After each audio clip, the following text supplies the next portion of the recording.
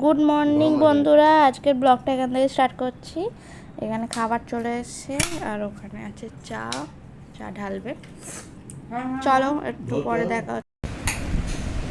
এবারে আমরা রেডি হয়ে গেছি, এবার বেরাবো।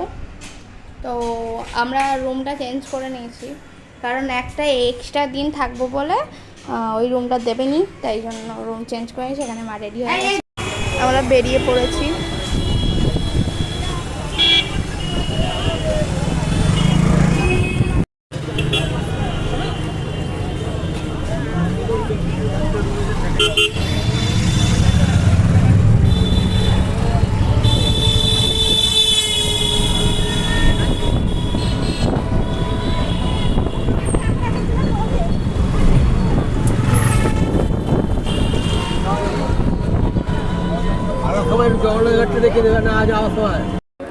আমরা চলে এসেছি মোহনায়, আর এখানে মাছের আড়ত দেখতে।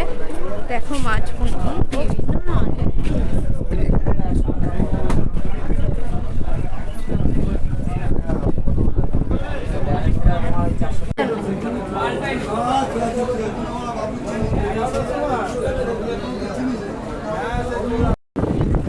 এই যে এটা মোহনা। চলো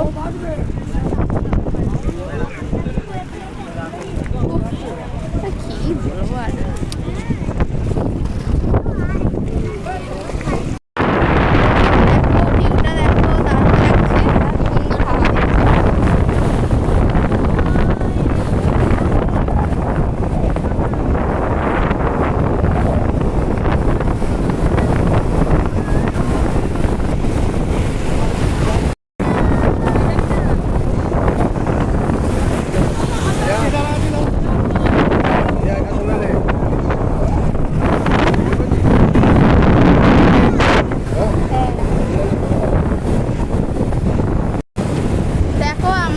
ভিজে গেছি আর আমার ফোনটা তো পুরোই ভিজে গেছে।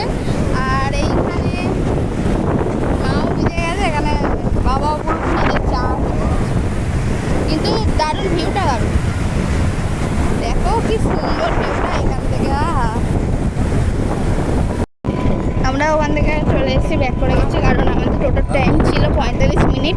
তো আমাদের ঘোরা হয়ে গেছে ওখানে। বাই বাই মোহনা। কত ঘোরাঘুরি করার পর এবার আমরা খেতে চলে এসেছি। 2টো বেজে গেছে অলরেডি। এখানে মা বসে আছে, এখানে বাবা, আর আমাদের খাবার দিয়েই দিয়েছে। এবার মটন থালি আসবে, মানে মটন আসবে। চলে আসছে মটন, চিকেন, এটা চিকেন, এটা মটন। হ্যালো বন্ধুরা, গুড ইভিনিং। আজকে এখন এই সবে ঘুম থেকে উঠলাম। এবার একটু যাব সমুদ্র, আর কালকে তো বাড়ি চলেই যাচ্ছি। ভালো লাগে যে তাও যেতে তো হয় বাড়ি, অনেক দিনই হয়ে গেল, তাও 3-4 দিন হয়ে গেল। চলো সমুদ্রে যাওয়া যাক। আর এখানে মা রেডি হয়ে গেছে, মানে রেডি হয়নি, জাস্ট এমনি জামাটা করেছে। চলো, এইটা হলো আমাদের দীঘার লাস্ট ব্লগ। একটু হোটেল থেকে বেরালাম, বললামই তো গঙ্গার ধারে যাব। চলো যা যাক।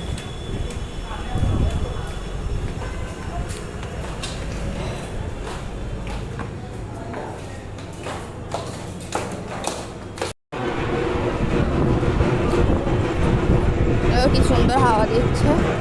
আমরা এই রাস্তা দিয়েই যাব, ওদিক দিকে না, ওই দুটো রাস্তা এদিকে ওদিকে।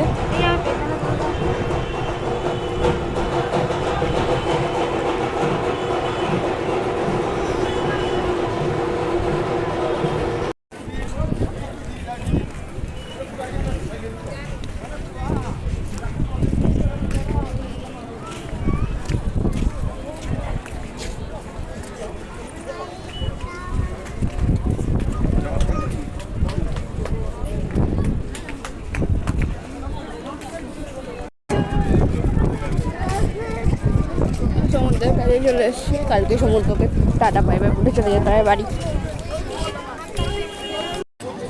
একটু পাপড়ি চাট খেয়ে নিলাম। চলো এবার আমরা বসেছিলাম এতক্ষণ, উঠে বললাম সমুদ্রকে বাই বাই করলে আজকের মতো এখানেই। চলো আর আমরা কবে আসবো না সেটা তো জানি না। এবারের মতো সমুদ্রকে টাটা বাই বাই। এবারে আমরা রাতে ডিনার করব, তাই জন্য কিছু খাবার কিনবো। চলো যা যাক।